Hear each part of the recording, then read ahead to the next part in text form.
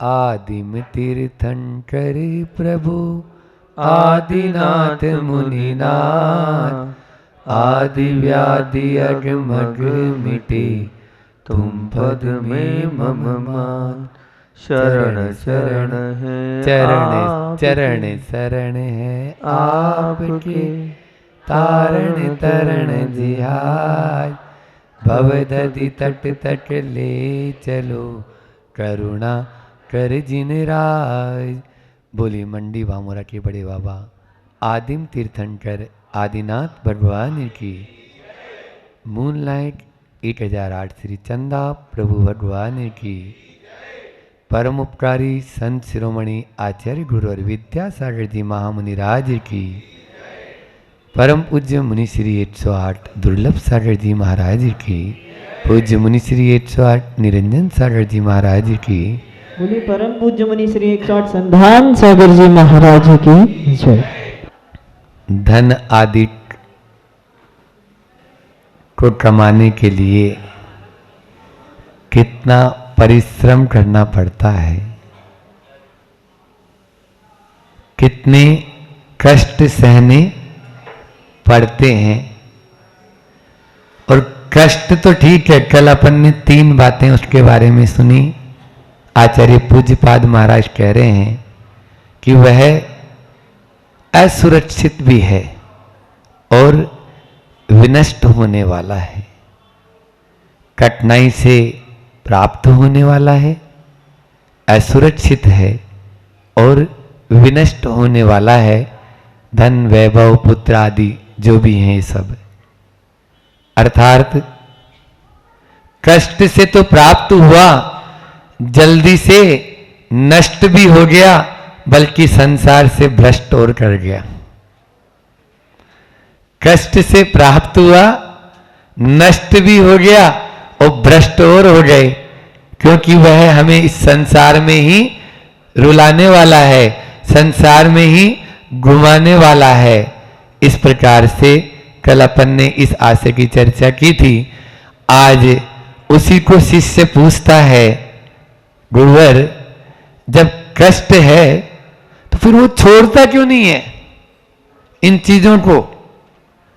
जब मालूम है कि यह मिटने वाले हैं, क्षण भंगुर हैं, नित्य नहीं हैं, ये आगे तक नहीं चलेंगे, फिर क्यों इनके पीछे वो पड़ा हुआ है? तो आचार्य भगवान बहुत अच्छी कारिका कह रहे हैं, विपत्ति मात्मनो मूढ़ परेशामिव नेक्षते, दह्यमान मृगा कीर्ण वनांतर तरुस्तवत्। बहुत अच्छी कारिका के माध्यम से आचार्य पूज्यपाद स्वामी हम सबको कहते हैं मूर्ख, मूढ़। हम नहीं बोल रहे हैं, आचार्य भगवान बोल रहे हैं। मूढ़ कह के वो कह रहे हैं कि यह मूढ़ ज्ञानी अज्ञान के मोह के वशीभूत होकर अपने ज्ञान को भी अज्ञान में परिणत किए हुए है, अपने ज्ञान को अज्ञान में बदले हुए है। उसके पास ज्ञान तो है लेकिन उस पर आवरण चढ़ा हुआ है, और जैसा आवरण हो जाता है हमको वैसा ही दिखने लगता है। न इच्छते, नहीं देखता है, इच्छ धातु है, न इच्छते नहीं देखता है। क्या नहीं देखता है? यह जैसे उदाहरण देखो कितना अच्छा, और उसके बाद से कि जिस प्रकार से जंगल में आग लग जाए और उस आग में एक पेड़ के ऊपर व्यक्ति चढ़ा हुआ है और वो जंगल में जितने प्राणी हैं उनको देख रहा है मरते हुए जलते हुए, लेकिन ये नहीं सोच रहा है कि ये आग इस पेड़ को भी जलाएगी और मैं भी इसमें जल जाऊंगा। इसी प्रकार से विपत्ति मात्मनो मूढ़ है परेशामिव न इच्छते। मतलब परेशानियों को देख रहा है, दूसरों के दुखों को तो वो देख रहा है, दूसरों के कष्टों को तो वो देखता है, दूसरों की तो चर्चा दिन भर करता रहता है, सुनता रहता है, बोलता रहता है, लेकिन अपने ऊपर कष्ट आएंगे इसके ऊपर कभी वो विचार नहीं करता है, नहीं करता। वो दूसरों के देखता, दूसरे अखबार में पूरे देखता रहेगा, कहां पर क्या एक्सीडेंट हो गया, कहां क्या हो गया, कहां पे कौन जल गया है, कहां किसके आग लग गई है। भैया तुम्हारे यहां भी तो लग सकती है, तुमने क्या प्रबंध किया? समझ में आ रहा है? अस्पताल में हजारों लोग भर्ती हैं, कैंसर के लोग पीड़ित हो जाते हैं, लेकिन हमें कैंसर हो जाएगा इसकी कोई खबर नहीं है, खबर ही नहीं है, वो छोड़ना ही नहीं चाहता है। आप देख लीजिए, गुटखा खाने वाले परिवारों में जिनके यहाँ गुटखा खाते हैं और एक को वो अस्पताल लेके भी जा रहा है और उसका इलाज करा रहा है, वहीं वो फाट रहा है। और तो छोड़ो, डॉक्टर उसका इलाज कर रहा है गले का या जीभ का या उसका, और उसी समय वो पुड़िया फाट रहा है। बताओ, महामूर्ख है जिसको भारत सरकार ने एमडी की उपाधि दे दी, मास्टर ऑफ डॉक्टर बोल रहे हैं हम, वो मास्टर ऑफ डॉक्टर नहीं, वो डी से दूसरा भी बनता है शब्द, मैं नहीं बोलूंगा। हाँ, उनका मास्टर है वो। अरे डी फोर क्या होता है? डॉट भी होता है, डंकी भी होता है, बहुत सारा कुछ भी बोल लो, बोलो है या नहीं है? हम लोग अपने कंधे के ऊपर लेके जा रहे हैं मुर्दा को, जला के आ रहे हैं, और फिर भी ये नहीं जान रहे कि मेरा भी यही होना हाल। इससे ज्यादा और मूर्खता क्या समझेंगे, क्या मूड समझेंगे भगवान आचार्य पूज्यपाद भगवान। महाभारत का वो प्रसंग है जब यक्ष देवता वहां जल के पास में प्रकट होते हैं और कुंती के चारों पुत्र वहां बेहोश रहते हैं। क्यों बेहोश रहते हैं? क्योंकि यक्ष ने एक ही बात बोली, मेरे प्रश्न का जवाब दिए हुए इस नदी का, इस तालाब का, इस सरोवर का पानी आप लोग पी नहीं सकते हैं। और वो जैसे ही पानी लेने लगे उनको वहीं बेहोश कर दिया। एक गया, नकुल गया, सहदेव गया, अर्जुन भीम गया, अर्जुन गया, सब वहां पर लेटे हुए हैं। अब युधिष्ठिर गया पानी लेने, धर्मराज है ना, और जैसे ही वो पहुंचता है, पहले मेरे प्रश्न का आप जवाब दें धर्मराज, तभी आपके ये चारों भाई जिंदा हो पाएंगे और तभी आप यहां से पानी ले पाएंगे, अपनी प्यास बुझा पाएंगे। कहो क्या प्रश्न है? किम आश्चर्यम, यक्ष ने प्रश्न क्या किया? इस संसार में आश्चर्य क्या है? आचार्य पूज्यपाद तो पहले ही कह गए थे हजारों हजारों वर्ष पूर्व, कि उसी का उत्तर देते हैं युधिष्ठिर। अहिन्यानि भूतानि गच्छन्ति यम मंदिरम शेषा जीवतुम इच्छन्ति किम आश्चर्यम मतः परम। इससे ज्यादा और आश्चर्य क्या होगा कि अहिन्यानि, अहिन ज्ञानी का मतलब होता है अहोरात्रि, दिन रात, गच्छन्ति भूतानि जीव मतलब सारे प्राणी, गच्छन्ति यम मंदिरम मर रहे हैं, यम मंदिर को जा रहे हैं। यम मंदिर मतलब परलोक, हाँ यमलोक, तो यमलोक की यात्रा कर रहे हैं, फिर भी शेषा जीवतुम इच्छन्ति, शेष लोग जीने की इच्छा कर रहे हैं। क्यों? क्योंकि अभी किम आश्चर्यम मतः परम, इससे बड़ा आश्चर्य और क्या होगा।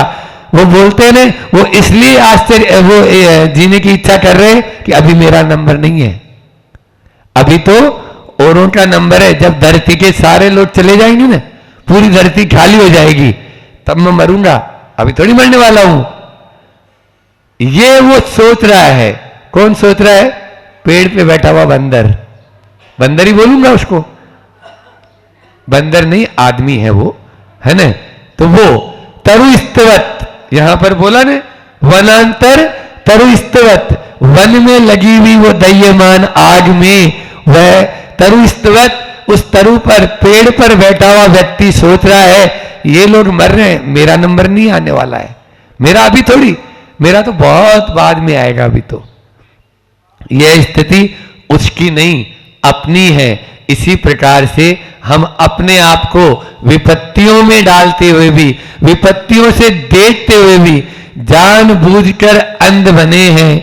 आंट पे बांधी पाटी, जिया जग धोखे की टाटी। बहुत अच्छी दौलत राम जी ने ये पंक्तियां लिखी है कि अरे जियरा जग धोखे की टाटी, झूठा उद्यम लोग करते हैं जिसमें निस दिन घाटी।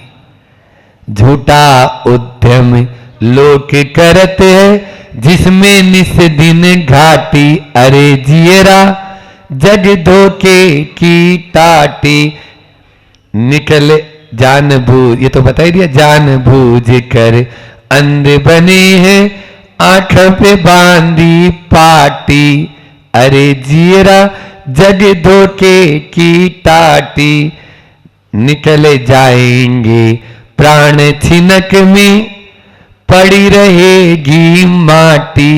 अरे जियरा जग जो धोखे की टाटी, दौलत राम समझ अब मन में, दिल की खोल कपाटी या हृदय की खोल कपाटी। अरे जियरा जग धोखे की टाटी। ये पंक्तियां पहले ऐसे आध्यात्मिक भजन होते थे, चाहे वो वृंदावन दास के हो, चाहे भूधर दास जी के हो, चाहे वो दौलत राम जी के हो। दौलत राम जी ने 6 डाला लिखी है, आप देखिए ना, एक एक लाइन उसकी पंक्तियां हर व्यक्ति के हर जीवन को बदलने वाली होती है। इसी प्रकार यहाँ यह आध्यात्मिक भजन हमारे लिए दिया कि किस प्रकार से वह जानबूझकर अंधा बना हुआ है। आचार्य भगवान से एक बार किसी ने पूछा, आचार्य श्री जी आपको वैराग्य कैसे हुआ? आचार्य श्री जी आपको वैराग्य कैसे हुआ? बोले आप श्रावकों के उदास चेहरों को देखकर। आप श्रावकों के उदास चेहरे को देखकर, आप उदास चेहरा देख के भी यदि वैराग्य नहीं हो रहा है तो ये किसकी गलती है बोलो? आचार्य श्री जी को तो हो गया, हम लोगों को तो हो गया, लेकिन आप लोगों को भी तभी होगा ना जब हम उससे शिक्षा ले लेंगे। बाजू के घर में आग लगी और हम उसको बुझाने का पुरुषार्थ भी करते हैं, क्यों? क्योंकि हमारे घर में आग नहीं लग जाए। वहां तो हमारे घर में आग नहीं लग जाए, फिर यहां क्यों नहीं सोच रहे हो कि मेरे दिल में आग लग रही है, मेरे आत्मा में आग लगी हुई है, उस आग को कौन बुझाएगा बोलो? हाँ, हम करुणा कर उपदेश क्यों दे रहे हैं? हम क्यों बोल रहे हैं इतना? इसलिए बोल रहे हैं ना कि भैया जैसे मैंने ये मार्ग पकड़ लिया है वैसे ये लोग भी मार्ग पकड़ ले। मार्ग भी नहीं पकड़े कोई बात नहीं, बाबा जी नहीं बने, महाराज जी माता जी नहीं बने कोई बात नहीं, लेकिन अच्छे श्रावक तो बन जाए, प्रतिमाधारी तो बन जाए, ताकि इनका जीवन एक पटरी पर आ जाए जो अभी बेपटरी हुआ है। समझ में आ रहा है ना? हाँ, व्यस्त होना बुरा नहीं, अस्त व्यस्त होना बुरा है। व्यस्त होना तो अच्छा है, आप हमें देखते होंगे, हाँ, हमें तो 24 घंटे के अंदर भी हम 25 घंटे का काम कर लेते हैं 25 घंटे काम क्यों कर लेते हैं? क्योंकि जो काम दूसरा 2 घंटे में करने वाला है हम उसको आधे घंटे में चलता नक्की, क्योंकि दूसरा काम फिर और आ रहा है अपने पास में, और बाकी आवश्यक भी अपन को करना है। जिस समय अपने आवश्यक होते हैं उन आवश्यकों की पूर्ति करना है, ये चीज। तो इस तरह से अपने आप को व्यस्त रखो, अस्त व्यस्त नहीं। यहां पर भगवान यही कह रहे हैं, एक कहानी सुना देते हैं फिर अपना टाइम भी हो रहा है, कि किस प्रकार से हम इस संसार में आए हैं। तो विपत्ति में दूसरे को देखकर अपने आप को हम कैसे कर सकते हैं, सुरक्षा कर सकते हैं, अपने आप की कैसे सुरक्षा करना है, ठीक है ना?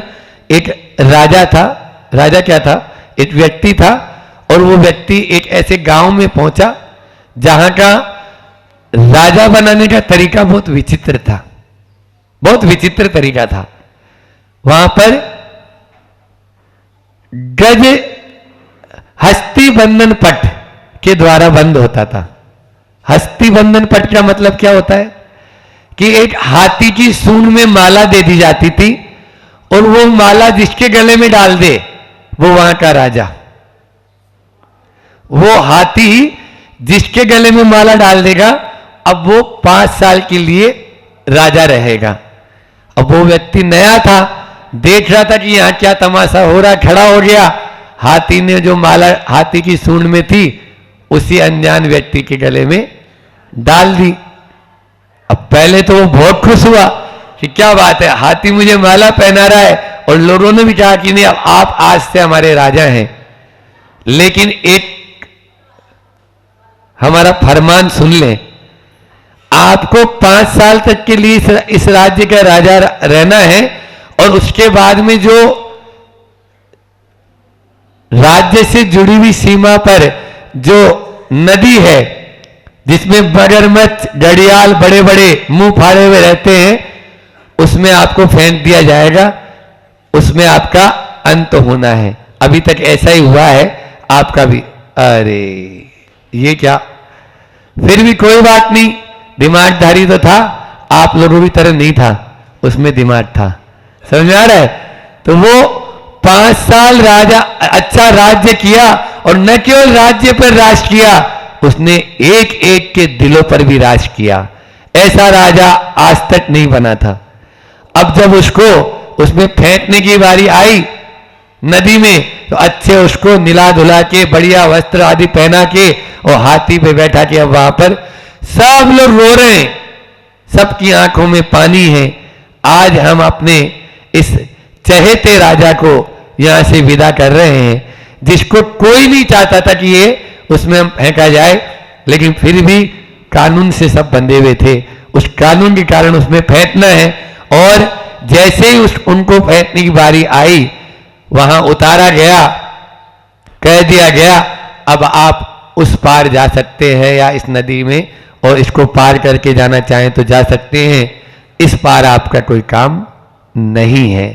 सब लोगों ने, राजा ने देखा वहां पर एक राजा ने 5 साल में उस नदी पर एक पुल बनवा दिया था, और उस साइड एक सुंदर नगर बसा हुआ था। वो पांव पैदल चलकर उस पार पहुंच गया और अपने नगर में फिर से वहां पर जिस नगर को उसने बसाया था उस नगर में रहने लगा। उस राजा ने तो 5 साल में वो तैयारी, पहले के जो राजा लोगों को फेंका गया था उससे उसने ये शिक्षा ले ली कि नहीं, मुझे एक ऐसा पुल बना देना है ताकि मैं उस पार चला जाऊं और उस पार अपना अच्छे से जीवन यापन कर सकूं। आपने उस पार जाने के लिए क्या किया है? ये जीवन जो मिला है वो 5 साल के उस राजा की तरह ही मिला है। यदि इसका अच्छे से उपयोग कर लिया और कोई अच्छा पुल बना लिया तो निश्चित रूप से उस पार स्वर्ग जैसे सुंदर नगर मिलेगा, नहीं तो बीच में नरक निगोद जैसे वो घड़ियाल और मगरमच्छ मुंह फाड़े हुए खड़े हैं। आपके ऊपर निर्भर है, आप क्या चाहते हैं। लुकमान हकीम से किसी ने पूछा, आपने तमीज किससे सीखी? उसने बोला, बदतमीजों से। उसने बोला, बदतमीजों से। क्यों? बदतमीजों की जो हरकत थी उसको मैंने इग्नोर किया, उससे मैं बचता रहा और मेरे में तमीज आ गई। इसी प्रकार से आचार्य पूज्यपाद स्वामी कह रहे हैं कि हम दूसरों को जलता हुआ देख रहे हैं, हम भी जलेंगे। इस चीज का अनुभव कर लें, इस चीज को अपने दिल और दिमाग में बैठा लें, तो निश्चित रूप से इस संसार से हम भी बच सकते हैं। आप सब इस संसार से पार हो। इन्हीं शुभ भावनाओं के साथ अपनी वाणी को विराम देता। आचार्य श्री का पद्य अनुवाद अभी नहीं पढ़ा, याद दिला दी, समय हो गया। वन में तरु पर बैठा जैसा मन में चिंतन करता है, वन्य जंतु अब जले परे सब आग लगी वन जलता है। पर की चिंता जैसी करता अपनी चिंता कम करता, मूड बना तन पुनी पुनी डरता, घटता है पुनी पुनी डरता। बार बार वह जो है डर नहीं रहा है, बार बार वह केवल मात्र दूसरों के जलने की ही चिंता करता रहता है। बहुत अच्छा पद्यानुवाद आचार्य भट्ट ने बोला है।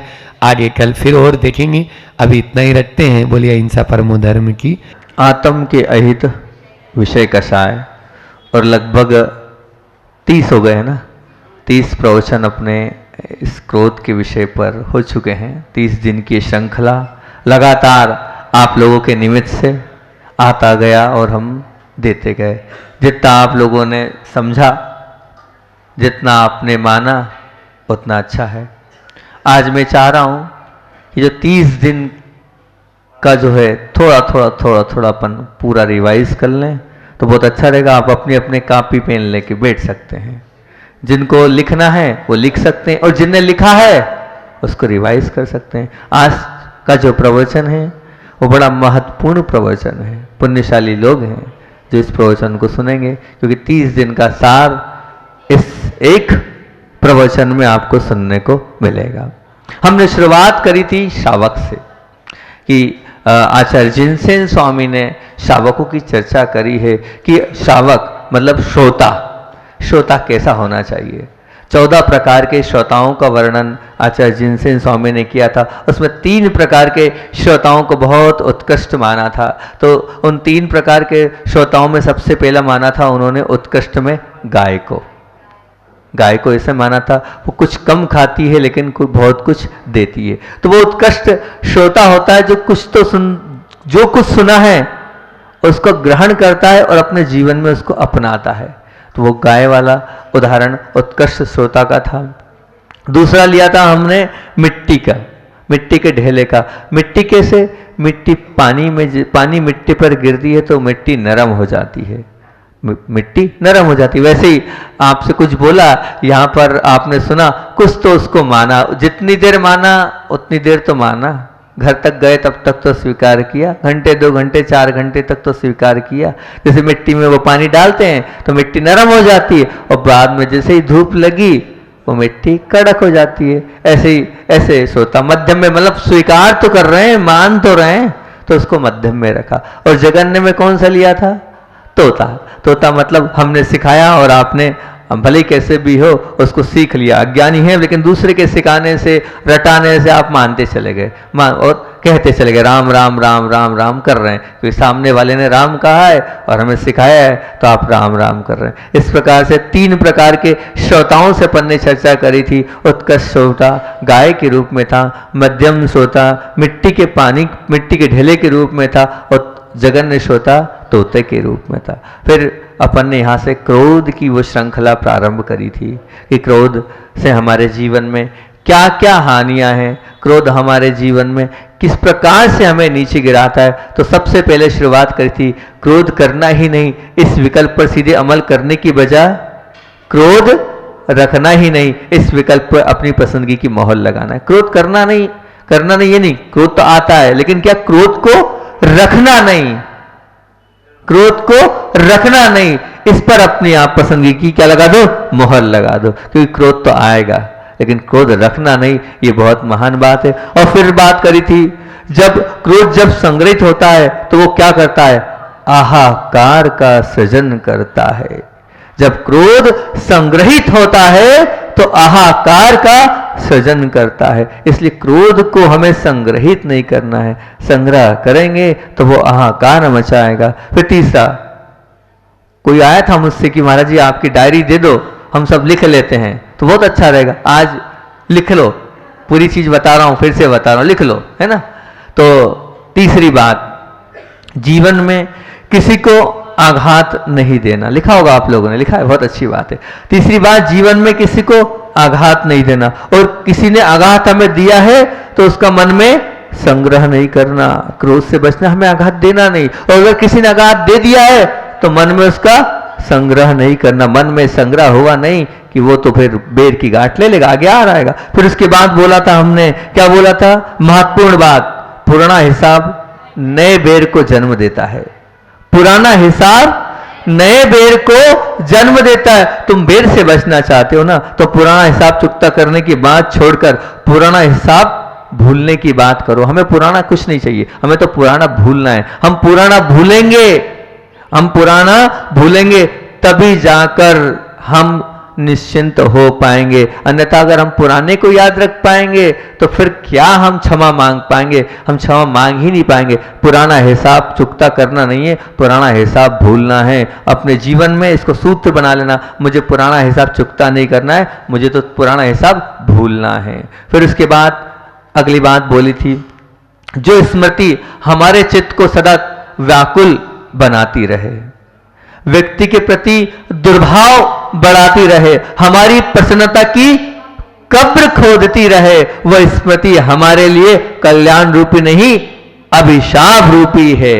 वो कैसी है? अभिशाप रूपी ही तो कहलाएगी, जो हमें चित्त को व्याकुल करेगी, हमारे दुर्भाव को बढ़ाएगी, हमारी प्रसन्नता की कब्र को खोदेगी, और हमारी स्मृति में अगर वो बनी हुई है वो कल्याण रूप नहीं है, हमारे लिए अभिशाप रूप है। इस प्रकार से अपन ने ये बात कही थी। फिर उसके बाद उसी दिन दूसरी बहुत अच्छी बात बोली थी कि बहुत अच्छी बात है, इसको अपने जीवन में बिल्कुल रख लेना। मेरे लिए तो बहुत फेवरेट अच्छी लगती है ये चीज मुझे। दुश्मन की अनुपस्थिति वो शांति, दुश्मन की अनुपस्थिति वो शांति, पर दुश्मनी की अनुपस्थिति वो क्रांति। दुश्मन की तो अनुपस्थिति हो गई, मान लिया हमारे जीवन में से दुश्मन चला गया, हमने उससे कोई बात नहीं, लेकिन अंदर में जो बैठी दुश्मनी है वो गई कि नहीं? पहले वो देखो, आपके अंदर से वो अंदर में बैठी हुई दुश्मनी समाप्त हुई कि नहीं? अगर अंदर से दुश्मनी समाप्त हो गई तो मानना आपके जीवन में क्रांति आ गई है। और क्रांति का महत्व है। शांति तो आप देख लोगे, मुझे यहाँ विकल्प हो रहा है मैं यहां से हटके उधर चले जाऊं, आप चले जाओगे। आप 3 मंजिल मकान में रह रहे हो, कोई बात नहीं, आप अलग अलग हो गए, वो ऊपर ये बीच में ये नीचे, लेकिन आप शांति हो गई। आप 3 विभाजन कर लिया आपने घर के, वो शांति तो हो गई, लेकिन अंदर की जो दुश्मनी है वो निकली कि नहीं? अंदर की जो गांठ है वो निकली कि नहीं? वो अंदर की गांठ निकलना चाहिए, वो गांठ निकल गई, वो कहलाएगी क्रांति, वो कहलाएगी वो क्रांति। और मोक्ष मार्ग में और धर्मात्मा को तो क्रांति को अपनाना चाहिए। शांति मैं चाहता हूं शांति भी रहे, लेकिन साथ में क्रांति हो तो बहुत अच्छी बात है। फिर कहा था उसी वक्त कि आने वाला क्रोध शायद अशांति का सृजन करता है, मगर रहने वाला क्रोध बैर का कारण बनता है। बहुत बहुत बड़ी बात है ये, बहुत अच्छी बात है ये। आने वाला क्रोध शायद अशांति का सृजन करता है, वो आपके जीवन में अशांति लाएगा, लेकिन मगर रहने वाला आपके जीवन में जो क्रोध रह रहा है वो क्रोध बैर का कारण बनता है, वो आपके जीवन में बैर को उत्पत्ति देने वाला रहेगा। फिर मैंने कहा था कि क्या व्यक्ति की ये पहला प्रवचन था, इसमें इतनी सारी बातें अपन ने करी थी। अब दूसरे प्रवचन की बात करते हैं। तो दूसरा प्रवचन क्या था? व्यक्ति के अपराध को भूल जाना, व्यक्ति के अपराध को भूल जाना, परंतु उस अपराध की वजह से मिले सबक को मत भूलना, उसकी सबक को मत भूलना। हाँ, उसने किया मुझ पर अपराध, अब अपराध करने के बाद मैंने क्या सीख ली, उससे क्या सबक सीखा, वो उसे मत भूलना। वो अपने जीवन में आप उसके बहुत सारे उदाहरण दे दे। अगर वही मैं करने लग जाऊंगा तो फिर वो प्रवचन हो जाएगा। एक तो मैं सिर्फ झलकियां दे रहा हूं, विशेष ठीक है ना। अब विशेष झलकियों में जितने उदाहरण दिए सब कुछ दिया वो तो आपको। फिर बोला था मकान की दीवार की अपेक्षा गलत सोच की दीवार ज्यादा मजबूत होती है, साथ भी भयंकर भी होती जाती है। मतलब क्या था? मकान की दीवार तो ठीक है वो, परंतु हमारे जीवन में गलत सोच की अगर दीवार है तो ये ध्यान रखना वो हमारे लिए भयंकर और हमारे जीवन को समाप्त करने वाली होगी। इसलिए गलत सोच की दीवार हमारे जीवन में से हम हटा देंगे तो बहुत अच्छी बात है। फिर कहा था कि बैर की वृत्ति प्राय गलत सोच पर ही खड़ी होती है। बैर की वृत्ति देख लेना, जब भी बैर होगा तो उसमें क्या होगा? गलत सोच पर ही खड़ी होती है, टिकती है तथा बढ़ती है। काय के कारण? गलत सोच के कारण वो खड़ी होती है, टिकती है और बढ़ती है। फिर मैंने कहा था, बहुत अच्छा बगीचे का उदाहरण दिया था, बहुत अच्छे से समझाया था। जो बैर रखता है उसका पाप रूपी बगीचा हरा भरा होगा। जो बैर रखता है, मन में गांठ रखता है, अंदर रखे रखा है, उसका क्या होगा? उसका कौन सा? उसका पाप रूपी बगीचा हरा भरा होगा। और उस बगीचे के पेड़ में क्या लगेगा? कौन से फल लगेंगे? हिंसा, दुर्भाव, व्याकुलता, उद्विग्नता, आवेश और चिड़चिड़ापन, ऐसे अनेक प्रकार के फलों से लदा हुआ आपका वो पाप रूपी बगीचा होगा। क्यों? क्योंकि आपने अपने मन में बेर को बसा के रखा है। जिसने अपने मन में बेर को बसा के रखा है तो ये सब कुछ तो उसको फल मिलना ही है। ये तो उसके जीवन में उसको क्या मिलेंगे? गिफ्ट के रूप में मिलेंगे ही मिलेंगे कि हाँ ये स्वीकार करो आप, ये आपको मिलेंगे ही मिलेंगे। फिर उसके बाद हमने बात करी थी इसका फिर इसी को करने के लिए हमने दिया था आपको एक नुस्खा। क्या नुस्खा दिया था? इसका तात्पर्य कि हास्य क्या है? हास्य श्रीमंत है, हास्य सेठ है, हास्य धनी है, हास्य राजा है, जो कि इन आवेश को, क्रोध को, उद्विग्नता को, स्पर्धा को, बैर को, हिंसा को, ईर्ष्या को, सबको समाप्त कर देने वाला है। इन सबको खरीदने वाला है, इन सब पे हुकूमत करने वाला अगर कोई है, इनके ऊपर कोई चलाने वाला, हुकूमत चलाने वाला है तो क्या है? हास्य। प्रत्येक प्रतिकूलता को अगर हास्य के साथ हमने समाप्त कर दिया तो सब कुछ समाप्त हो जाएगा। ये थे हमारे दूसरा प्रवचन। फिर उसके बाद था तीसरा प्रवचन। तीसरे प्रवचन में हमने बात करी थी इंसान को फैलने में इतनी रुचि नहीं है जितनी फूलने में है। इंसान को, मुझे बड़ा अच्छा लग रहा है, आप लोगों को याद आ रहा है, खुशी हो रही है। इंसान को फैलने में इतनी रुचि नहीं है जितनी फूलने में है। अब ध्यान रखना, आप फैल रहे हैं कि फूल रहे हैं। फैलने में उसे हृदय को विशाल बनाना पड़ेगा। फैलना है, सबके हृदय में जाना है, तो फैलने में उसको अपने हृदय को विशाल बनाना पड़ेगा। और पदार्थों की नुकसानी को गौण करना हो रहा है, आपके पदार्थों का नुकसान हो रहा है, आपको गौण करना पड़ेगा। अगर सामने वाले के साथ व्यवहार करना है, कुछ तोड़ दिया, कुछ फोड़ दिया, कुछ बिगाड़ दिया, कुछ कर दिया, फिर भी आपको उस जो बिगाड़ हुई है उसको गौण करना पड़ेगा। और दूसरों की गलतियों को भूलने की कला को आत्मसात करना पड़ेगा। दूसरों की गलतियों की भूलने की कला को, ये भी बहुत बड़ी कला होती है। सामने वाले की गलती को भूलना अपने आप में एक बहुत बड़ी बात है। उसकी कला को आत्मसात करना पड़ेगा। और फिर उसके बाद बोला था अहम की उपेक्षा करने की हिम्मत दर्शानी पड़ेगी। काय की? अहम मतलब अपने अहंकार को, अपने अहम भाव को, उसकी उपेक्षा। सामने वाले ने बोल दिया सो बोल दिया, अब उसमें अपन कोई विकल्प नहीं करे। बहुत बड़ी चीज होती है। सामने वाला उसमें भी अपने वाला बोले, नहीं सहन होता, बिल्कुल नहीं सहन होता। तो अहम की उपेक्षा करने की हिम्मत दर्शाना आपको पड़ेगी। इतनी बात अपन ने और बोली थी। फिर उसके बाद अगला हमारा चौथा प्रवचन था।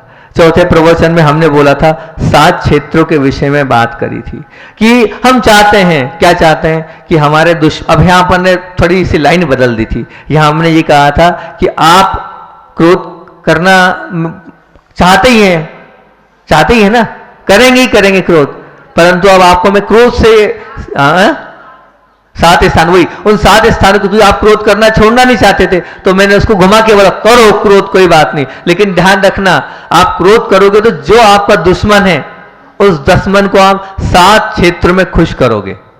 7 क्षेत्रों में तो कैसे खुश करोगे? तो सबसे पहले उसमें ये कहा था कि अगर आप दुश्मनी कर रहे हैं तो क्या होगा, आपका जो चेहरा है वो चेहरा इस प्रकार का होगा, उस चेहरे के कारण आपका जो दुश्मन है वो क्या होगा, प्रसन्न होगा। उसको बहुत सारे उदाहरणों के माध्यम समझाया था, अगर उसकी बात करेंगे तो बहुत समय लगेगा। तो क्या हुआ यहां पर, दूसरी बात, तुम्हारा दुश्मन, उसमें चेहरे वाली बात हो गई। फिर उसके बाद है दूसरी, उस चेहरे में एक बहुत अच्छी बात बोली थी कि अग्नि, वही बता रहे हैं, अग्नि के बीच खड़े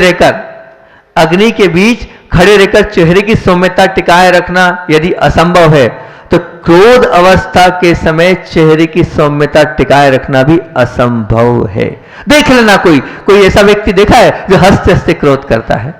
कोई नहीं मिलेगा जिसके सौम्यता के साथ क्रोध होता। नहीं भैया, वो तो ये मान के चलना कि अगर वो क्रोध कर रहा है तो उसका चेहरा तो बिगड़ेगा ही बिगड़ेगा, उसके चेहरे में तो दुर्भाव आएगा ही आएगा। ये पहली चीज। फिर दूसरी बात हमने बोली थी कि आप अपने दुश्मन को कैसे प्रसन्न करते हैं, तो दूसरी बात थी सतत दुखी। आप सतत दुखी रहते हैं। जब आप सतत दुखी रहते हैं तो सामने वाला तो चाहता ही है कि आप दुखी हो, आपका दुश्मन तो चाहता है ना कि आप दुखी हो। तो बस आप क्रोध करते हो और क्रोध का परिणाम क्या मिलता है, सतत दुखीपना। वो गिफ्ट में मिलता है, वो उपहार में मिलता है, और आपका जो दुश्मन है वो तो सहज रूप से प्रसन्न हो जाता है। फिर कहा था हमने, प्रेम ने कभी खराब किया नहीं और स्वयं खराब बना नहीं। प्रेम ने कभी खराब किया नहीं और प्रेम कभी स्वयं खराब बना नहीं और क्रोध ने कभी अच्छा किया नहीं और स्वयं अच्छा रहा नहीं। क्रोध ने कभी अच्छा किया नहीं और स्वयं कभी अच्छा बना नहीं। फिर उसके बाद हमने कहा था किसी का गला दबाने को तैयार होने वाले क्रोध के स्थान पर किसी को गले लगाने के लिए तैयार होने वाले प्रेम को आज ही हमें अपने हृदय में स्थापित करना है। तो हमारे लिए पूरा जितने लोग हैं सब गले लगने के लिए तैयार रहेंगे। ये था। उसके बाद फिर हमने करी थी बात यत्र तत्र यदि अधिकार की बजाय कर्तव्य के बारे में सोचना चालू हो जाए तो परिवार के बीच में, व्यक्ति के बीच में, बाप बेटे के बीच में, सास बहू के बीच में, और क्या देवरानी और जेठानी होती है, देवरानी जेठानी के बीच में, पति पत्नी के बीच में, भाई के बीच में, बहन के बीच में, सब कुछ जो विवाद है वो संघर्ष से समाप्त हो जाएगा। सिर्फ दो चीज, अधिकार की वजह अपने जीवन में कर्तव्य आ जाए। बहुत बड़ी बात है ये, मान के चलना, ये बहुत बड़ा सूत्र है ये। अगर हम अधिकार के पीछे ना लड़े और हम कर्तव्य के पीछे लड़ेंगे तो हमारे जीवन में बहुत कुछ परिवर्तन हो जाएगा। हम घर में रह के संत बन जाएंगे, ये बात ध्यान रखना। हम घर में रह के महान बन जाएंगे, ध्यान रखना। हम घर में रह के धर्मात्मा बन जाएंगे, ध्यान रखना। क्या सिर्फ अधिकार की जगह हमने अपने जीवन में कर्तव्य को स्थान दे दिया? अधिकार की वजह हमने अपने जीवन में कर्तव्य को स्थान दे दिया। इसको मैंने बहुत अच्छे से बताया था कि इसको मंत्र मानो, इसकी माला फेरो कि मेरा क्या कर्तव्य है। उसके लिए खूब चिंतन करो और फिर विचार करो कि किसके प्रति क्या कर्तव्य है। मेरे पिता के प्रति क्या है, मेरी पत्नी के प्रति क्या है, मेरे बेटे के प्रति क्या है, सब जिसके अपने अपने रिश्ते हैं उनके प्रति आपके क्या क्या कर्तव्य हैं। उन कर्तव्यों के पीछे आप अगर आपने लड़ाई लड़ ली तो आपका जीवन तो यूं ही धन्य हो जाएगा। और मुझे विश्वास है आप लोग थोड़ा तो सुधर ही रहे होंगे, अपने कर्तव्य के प्रति आप जागरूक हो ही रहे होंगे और अपने कर्तव्यों का पालन आप कर ही रहेंगे। फिर मैंने कहा था कर्तव्य तक ही तुम्हें रुक नहीं जाना है। थोड़ा और इसी को विषय को थोड़ा ट्वीट किया था। कर्तव्य तक ही तुम्हें रुक नहीं जाना है, बल्कि कर्तव्य से भी आगे बढ़ना है। कहां बढ़ना है?